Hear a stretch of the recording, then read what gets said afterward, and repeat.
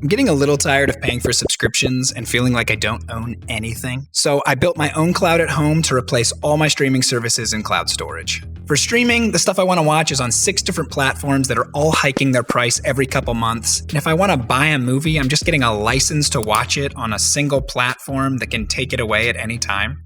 For cloud storage, upload anything, anywhere, and it's probably being used to train some AI model or build an ad profile on you. But a while back, I was scrolling through Netflix and I just thought to myself, I don't want to watch any of this. And after that, I got a notification on my phone of some other recurring charge I had. And I don't know. In that moment, I just went through and canceled all the subscriptions I could find. But I still like watching movies. I haven't reached the inner peace needed for a silent car ride, and I've got to put these terabytes of YouTube footage somewhere. Then I thought to myself, all of these services are on the cloud, and the cloud is just someone else's computer out in a data center somewhere. That Squid Game knockoff you're watching or that Tony Hawk Pro Skater 4 soundtrack you're listening to are just on a bunch of hard drives out there somewhere. So what if I could just take that cloud, put it on my desk, and run all those streaming services and cloud storage from my house? I wasn't sure if that plan was really plausible. Would I need a big expensive server? Could I just plug in a laptop, leave it running, and call it a day? Was I about to waste a ton of money?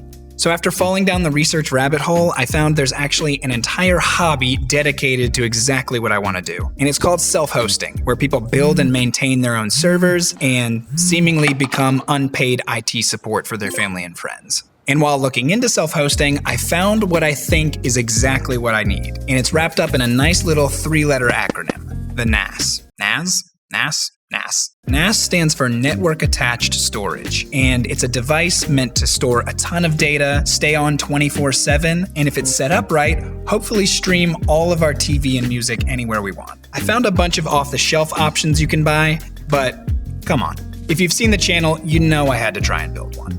So it was on to picking the parts. I've built a gaming PC before, but it seems like the NAS is a whole different beast entirely. Pick the wrong parts and you might run up your power bill, lose the data you're trying to save, or not even be able to stream the things you want. So I needed to figure out my priorities before I started shopping. 1, I wanted a ton of storage that was fast, safe, and would last me for years. 2, I want to be able to stream my own movies and TV smoothly. 3, I want it to be quiet and power efficient since it's going to have to run 24/7. And 4, having no idea how much anything costs these days, I wanted it to be relatively affordable. It didn't take long to realize number 4 was going to be tough.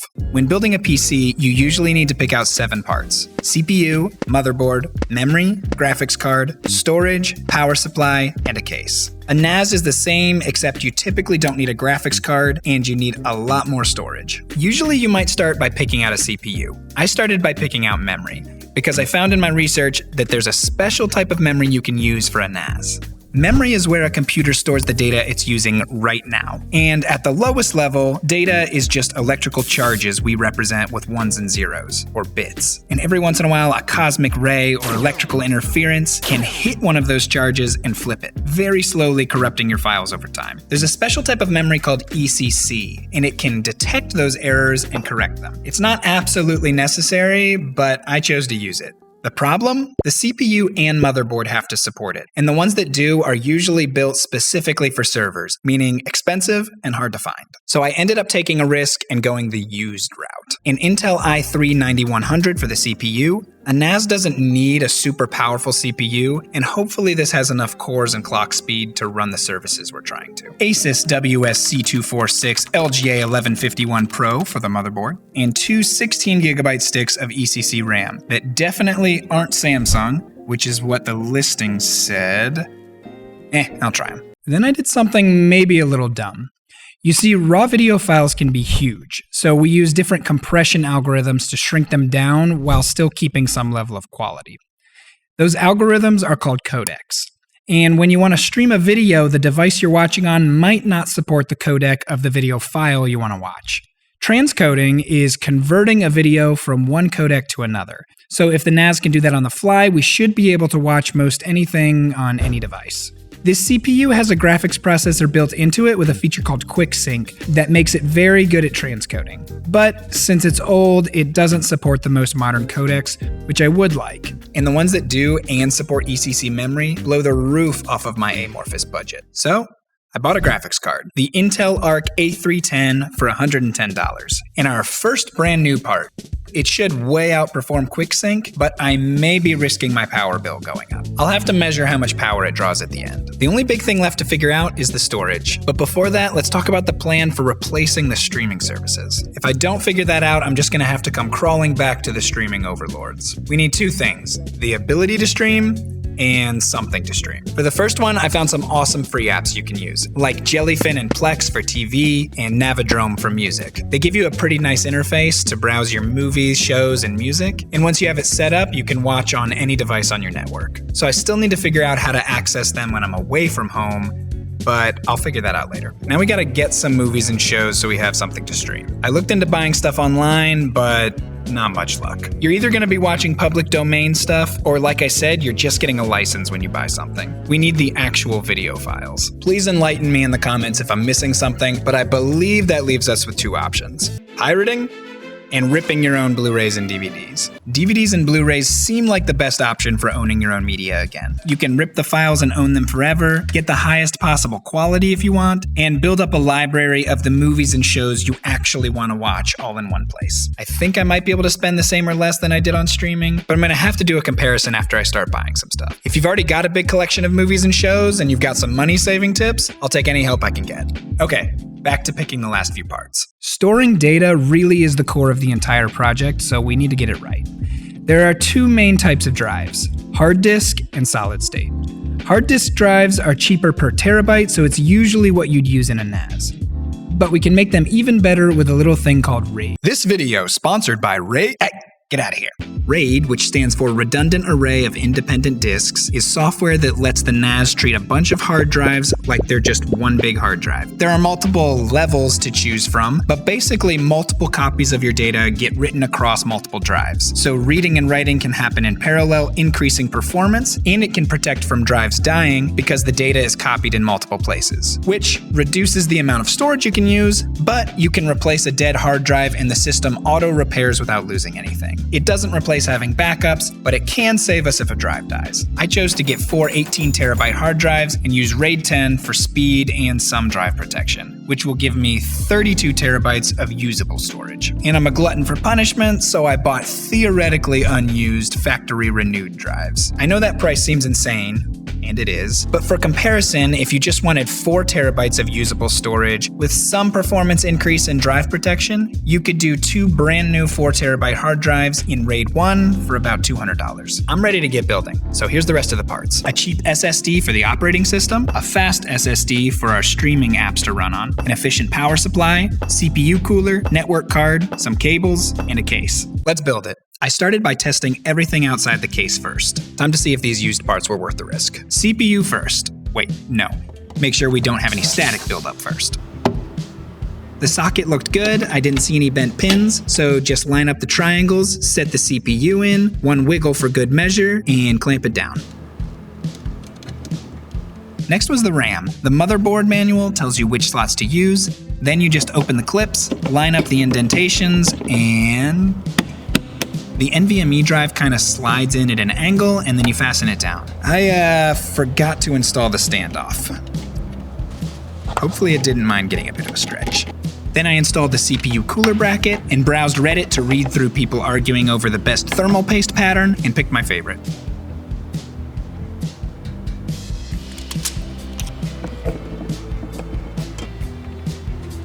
Finally the graphics card, and then I just need to give everything power.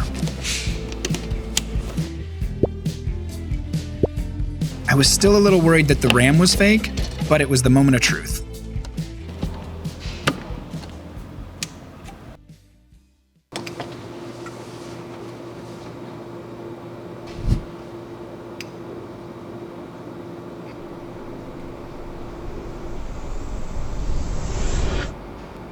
Let's go.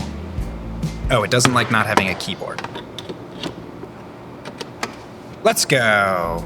This is the BIOS, and it's where we can check if all of our components got recognized. CPU, RAM, NVMe, graphics card, check. I think everything looks good, and after a few minutes, nothing's on fire. So it's time to put everything in the case.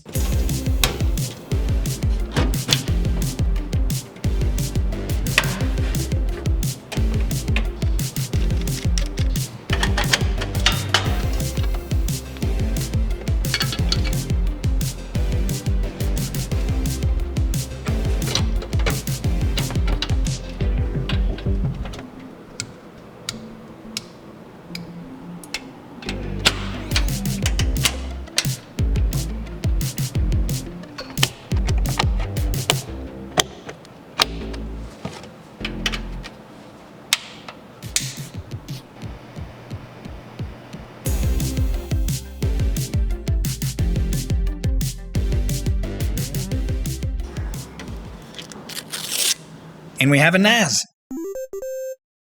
Well, I guess it's not a NAS until we have an operating system. I chose to use TrueNAS, and we should just need to put the installer on a thumb drive and plug it into the NAS.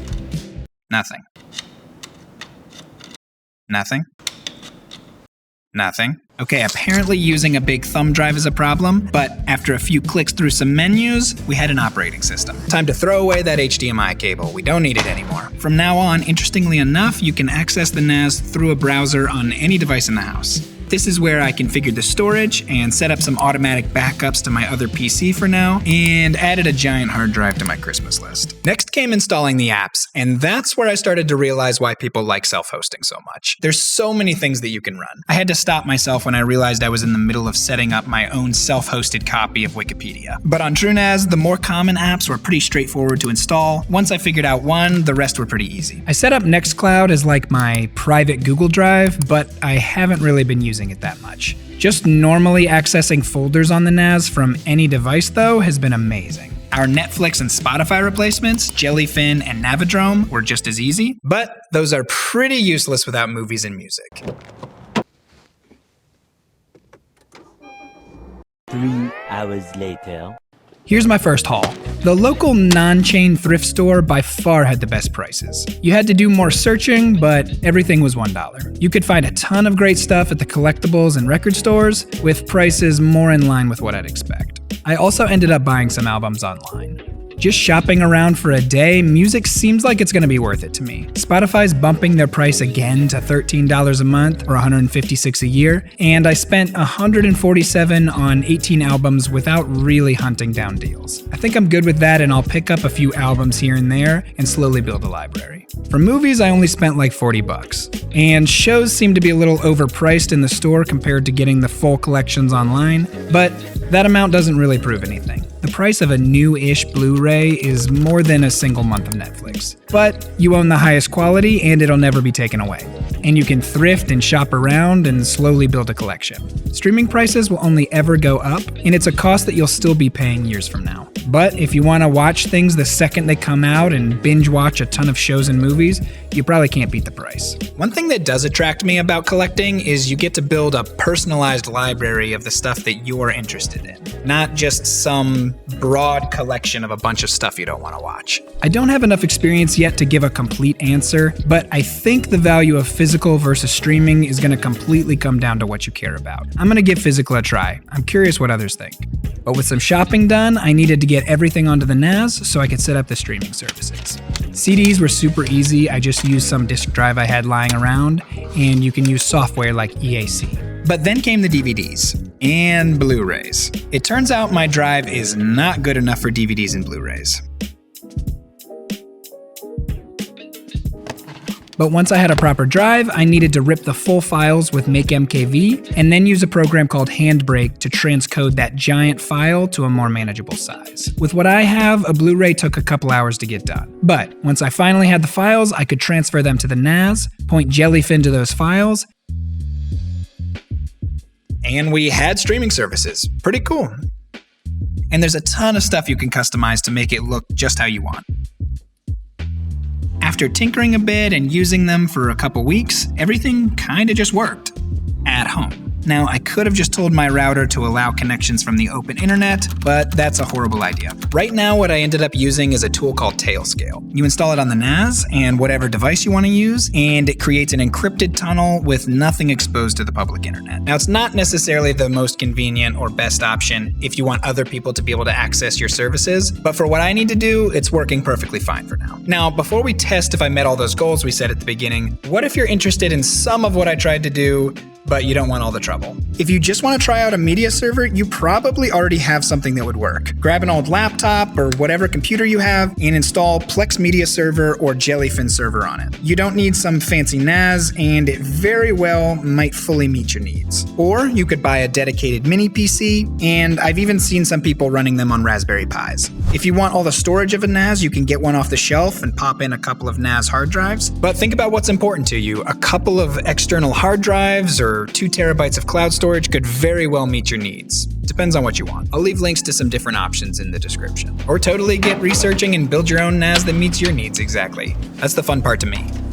So, did I meet the goals we set out at the beginning? We've got 32 terabytes of storage with some RAID protection and automatic backups. It's going to get even faster when I finally upgrade this switch. I tested streaming a 4K video while forcing it to transcode on every device in my house, and it was still transcoding way faster than the 24 FPS any show or movie would be. For noise level, I don't have a great way to measure decibels, but here's my personal PC,